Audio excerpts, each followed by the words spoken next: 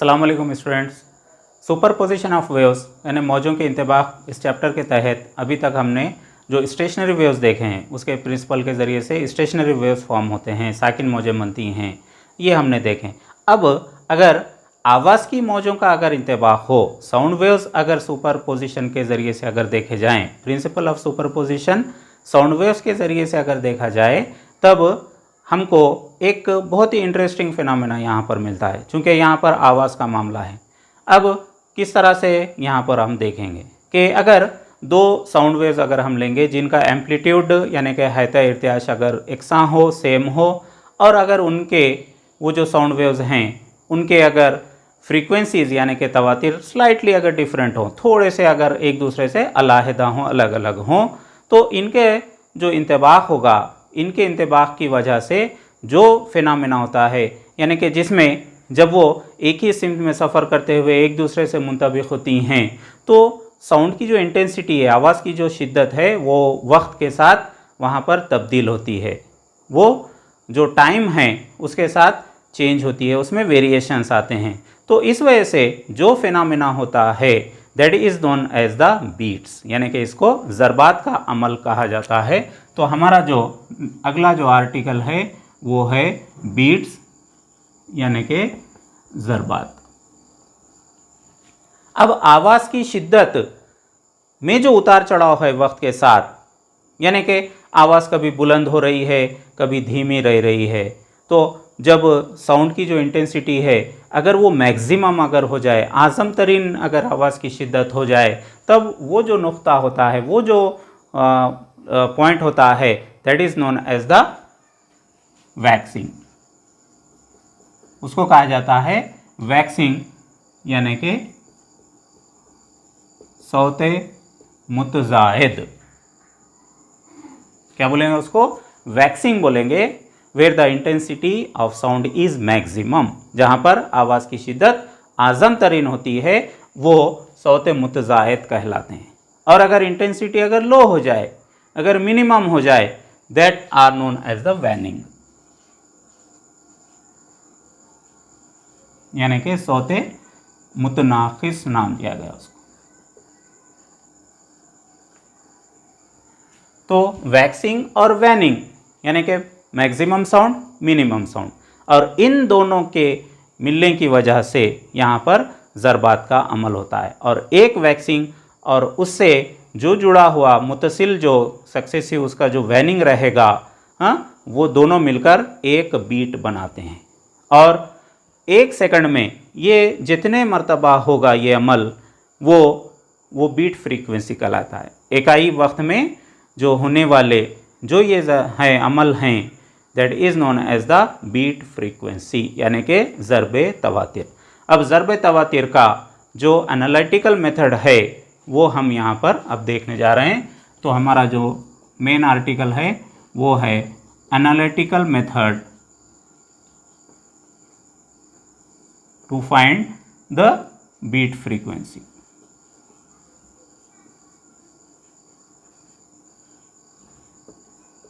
यानी कि ज़रबे तवातिर मालूम करने के लिए तजज़ियाती तरीक़ा।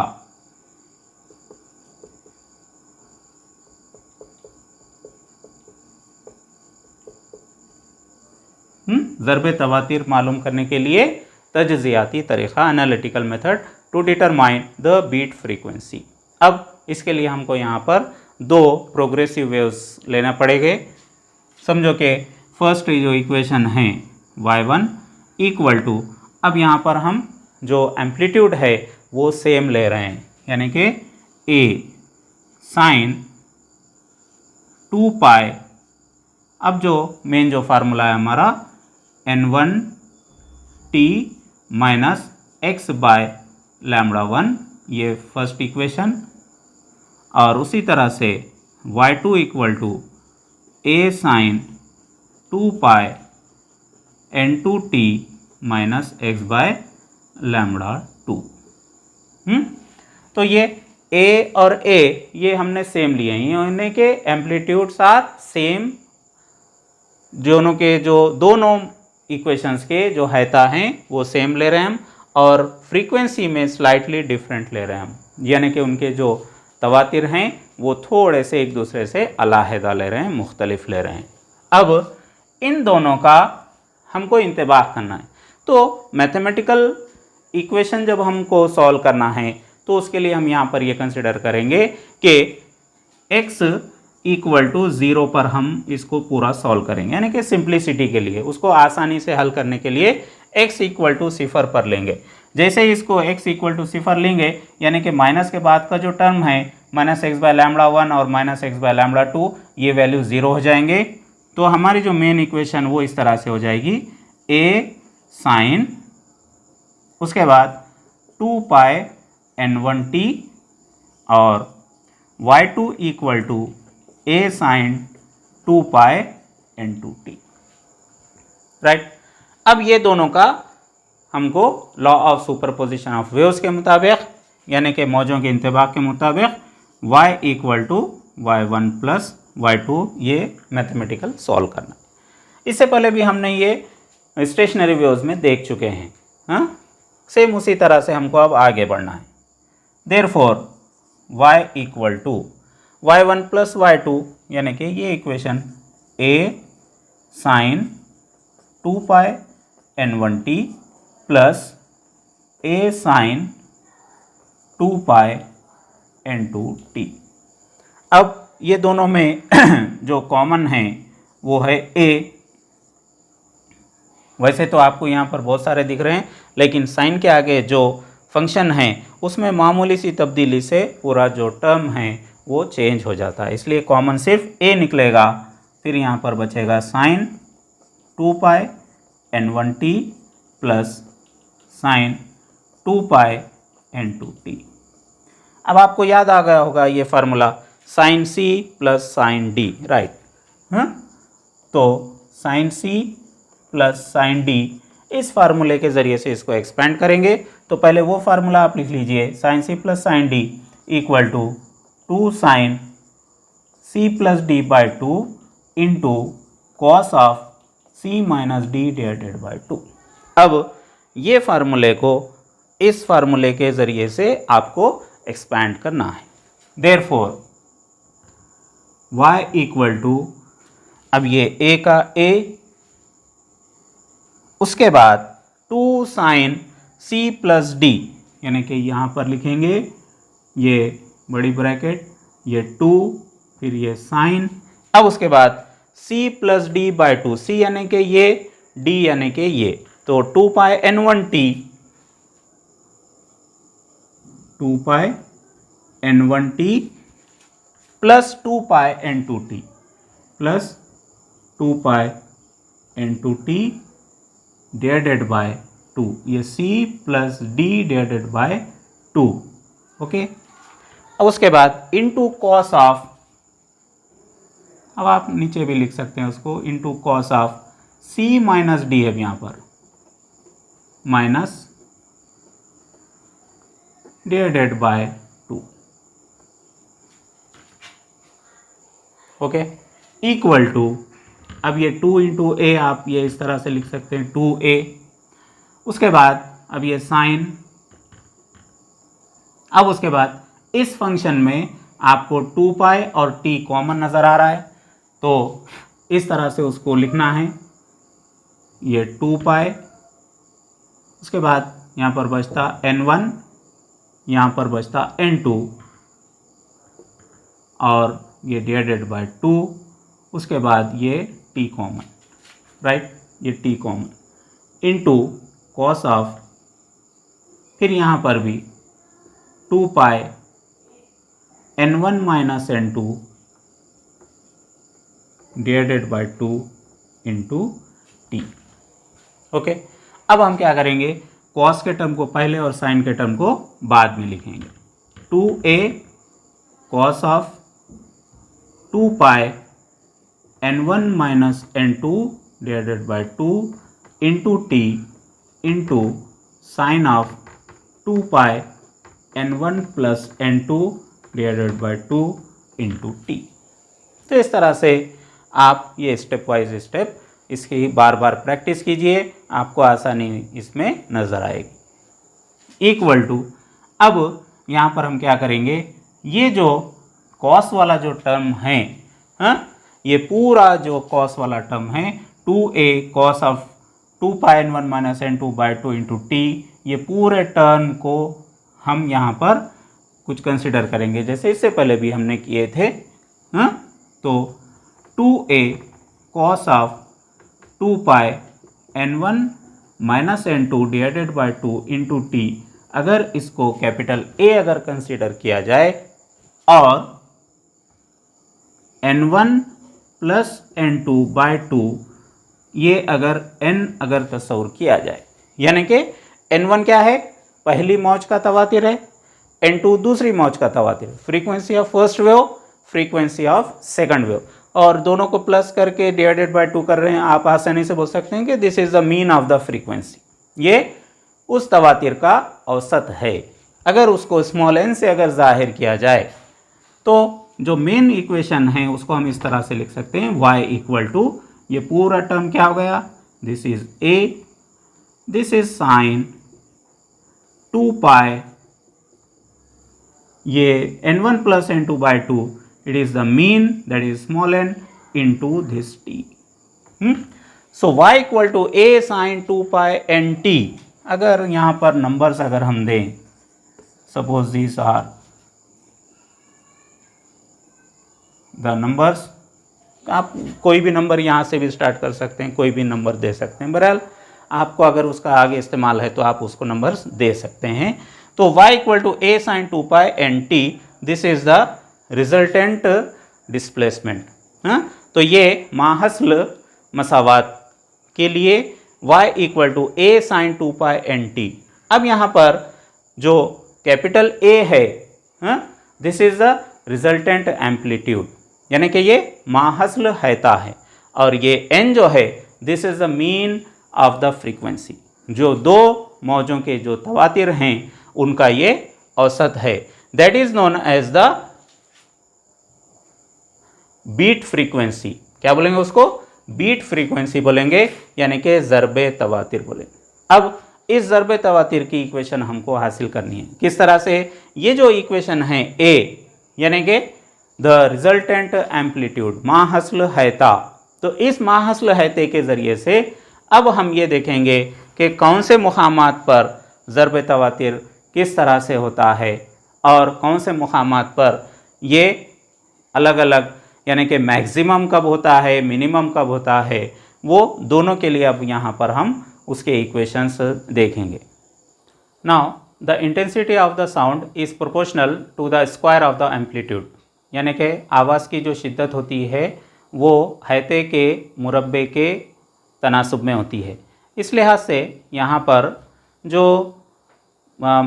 मैक्सिमम एम्पलीट्यूड रहेगा या मिनिमम एम्पलीट्यूड रहेगा वो उसके हिसाब से इंटेंसिटी जाएगी। तो यहाँ पर मैक्सिमम इंटेंसिटी के लिए यानी कि वैक्सिंग के लिए हम देखेंगे कि A इक्वल टू प्लस और माइनस 2A, किसके लिए है ये, वैक्सिंग के लिए,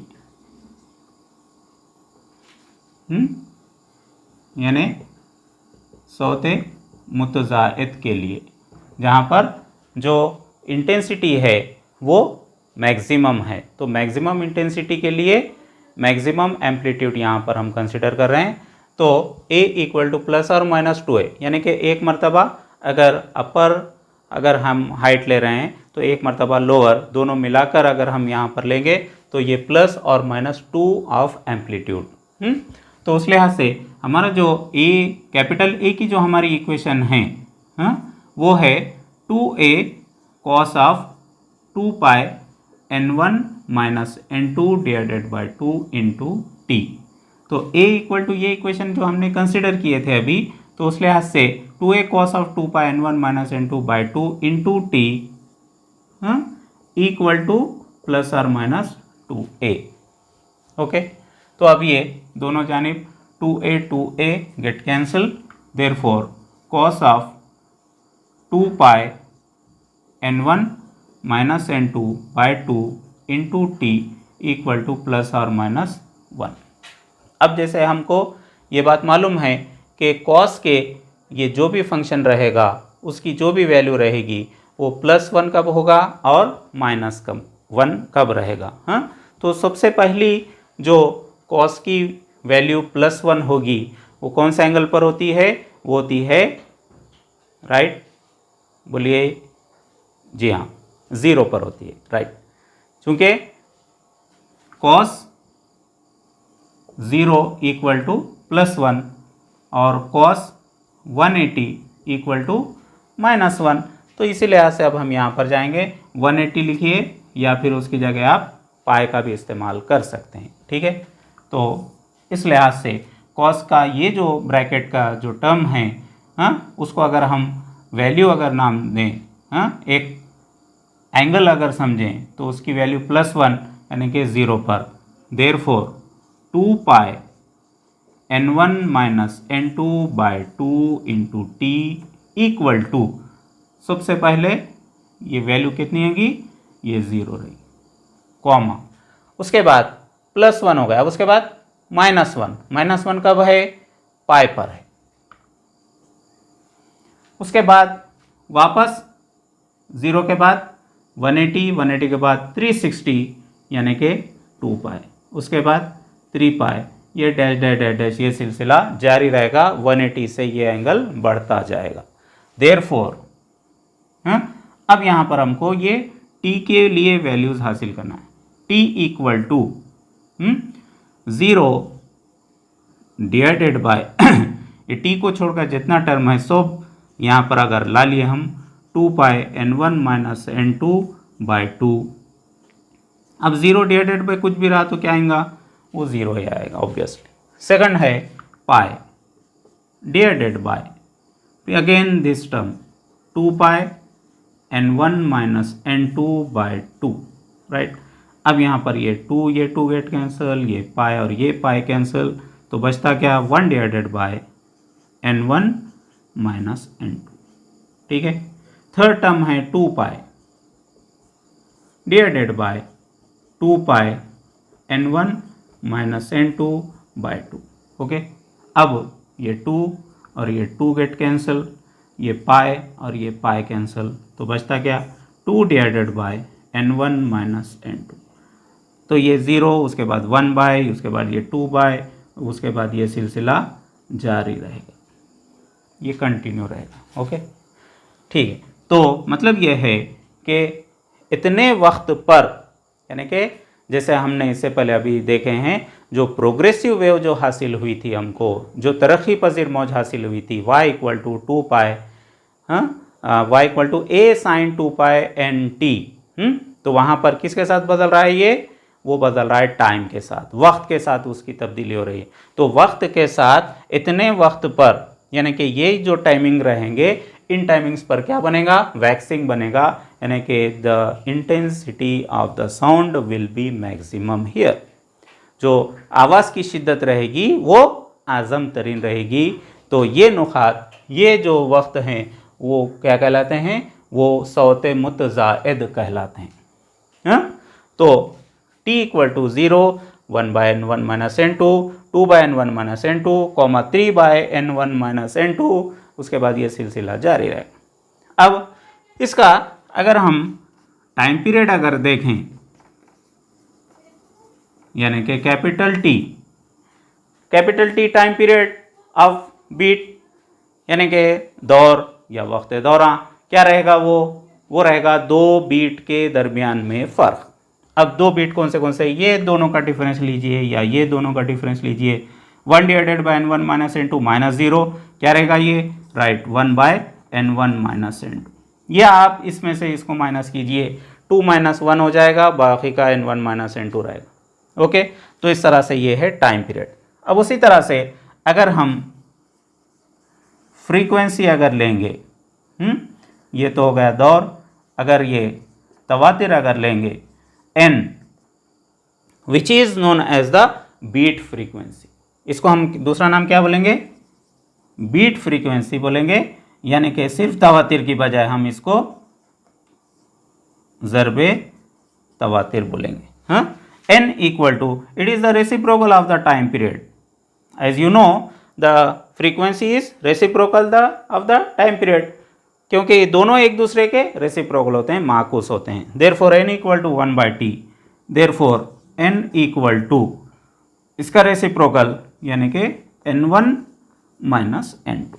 तो इस तरह से this is the beat frequency. ये किसके लिए? वैक्सिंग के लिए। When the amplitude is maximum, जब जो हैते इर्तियाश है वो आज़म तरीन है। इसका दूसरा जो पॉइंट रहेगा वो रहेगा मिनिमम के लिए। When the amplitude is minimum that is 0 and that are known as the waning. जैसे हमने इंट्रोडक्शन में देखे हैं, that point are known as the waning, यानी कि इसको बोलेंगे सौते मुतनाकिस, where the amplitude is minimum यानी कि 0। अब 0 कहाँ कहाँ पर रहेगा वो देखना है। अब a की वैल्यू हमारे पास है 2a cos of 2 pi n1 minus n2 by 2 into t equal to, अब क्या रहेगा ये 0 रहेगा। अब फिर इसी तरह से cos के कौन से वैल्यूज़ पर या कौन से एंगल्स पर वैल्यू 0 होगी, राइट? हाँ, 90 270, उसके बाद फिर अब उसमें आप ऐड करते जाइए 180। हाँ, तो इस लिहाज से यहाँ पर हम क्या बोलेंगे कि कॉस के ये फंक्शन की वैल्यू 0 है, मतलब cos of 2 pi n1 minus n2 by 2 into t equal to, ये 2a इधर आया तो 0 divided by 2a means 0। Therefore 2 pi n1 minus n2 by 2 into t equal to 0 कब कब रहती है? जी हाँ, पाई बाय 2, उसके बाद 3 पाई बाय 2, उसके बाद 5 पाई बाय 2, ये सिलसिला जारी रहेगा। It continuous.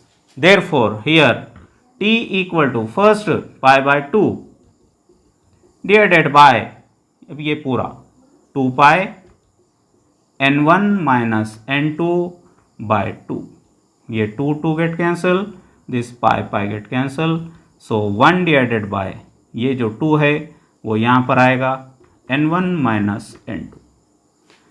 ओके, सेकंड है 3 pi by 2 divided by 2 pi n1 minus n2 by 2, this 2 get cancel, therefore next term is this pi get cancel, 3 divided by ये 2 यहाँ पर आएगा 2 into n1 minus n2। Okay, third 5 pi by 2 divided by 2 pi n1 minus n2 by 2, so this 2 get cancelled, this pi get cancelled, becomes 5 by this 2 multiplied by n1 minus n2 and so on। अब उसके बाद क्या आएगा, ये 1 3 5, उसके बाद 7 9, this continuous. Okay, तो ये हो गए t, यानी कि इन पॉइंट्स पर, इन टाइमिंग्स पर क्या होगा, एम्पलीट्यूड इज मिनिमम। हाँ, जो हैते इर्तियाश है वो अकल तरीन रहेगा and that points are known as the waning, उन नुकात को सौते मुतनाखिस बोलेंगे। तो दो जो इस तरह के सौते मुतनाखिस रहेंगे, वैनिंग रहेंगे, उनका जो दरमियानी जो वक्फा रहेगा, the interval, the time interval between the two successive waning, that is known as the time period. Again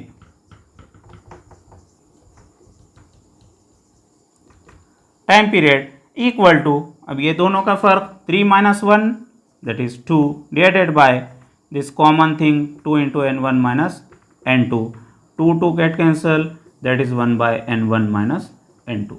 आप किसी का भी लीजिए, ये दोनों का डिफरेंस लीजिए या ये दोनों का डिफरेंस लीजिए, कोई भी जो भी सक्सेसिव हैं उनका आपको लेना है, जो मुसलसिल है उनका आपको यहाँ पर लेना है। And again the beat frequency that is small n is the reciprocal of the time period, that is equal to n1 minus n2.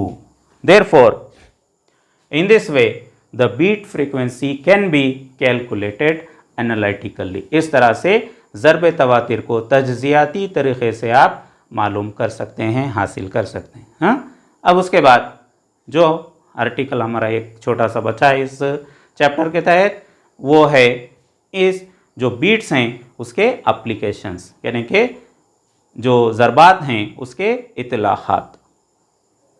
तो एप्लीकेशन ऑफ बीट्स में यानी ज़रबात के इतलाक़ात में सबसे पहला जो एप्लीकेशन है वो है कि जो मौसीक़ी आर्टिस्ट होते हैं, मौसीक़ार होते हैं, वो अपने जो इंस्ट्रूमेंट्स होते हैं उनके डिफरेंट फ्रीक्वेंसीज़ को इस फिनोमेना ऑफ बीट्स के ज़रिए से मैच करते हैं, यानी कि उसके ज़रिए से उनमें तालमेल मिलाते हैं। अब इसी तरह से इसका जो दूसरा जो मेन एप्लीकेशन है वो है speed of an airplane can be determined by using Doppler radar, यानी कि रडार जो हवाई जहाज़ की स्पीड मालूम करने के लिए या उसकी हाइट मालूम करने के लिए जो एक सिस्टम है, हाँ, उसके लिए भी इस बीट्स का इस्तेमाल किया जाता है।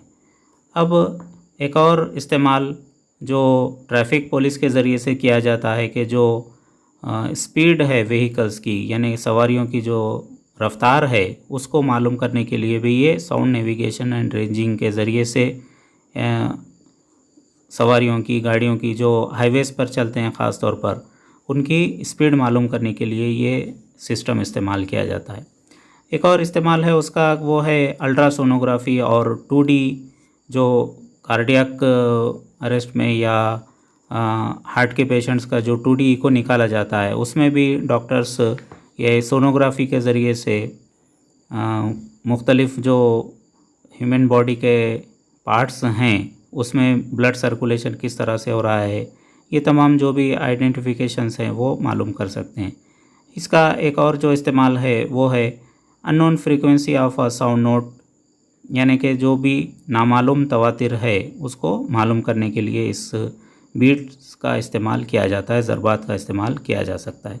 तो इस तरह से ये जो एप्लीकेशंस ऑफ बीट्स हैं, आप यहाँ पर जो मुख्तलिफ़ अभी तक स्क्रीन पर देखें इंग्लिश और उर्दू के, तो आप अपने अपने लैंग्वेज के लिहाज से आप उसके स्क्रीनशॉट्स ले लीजिए। Okay, thank you very much.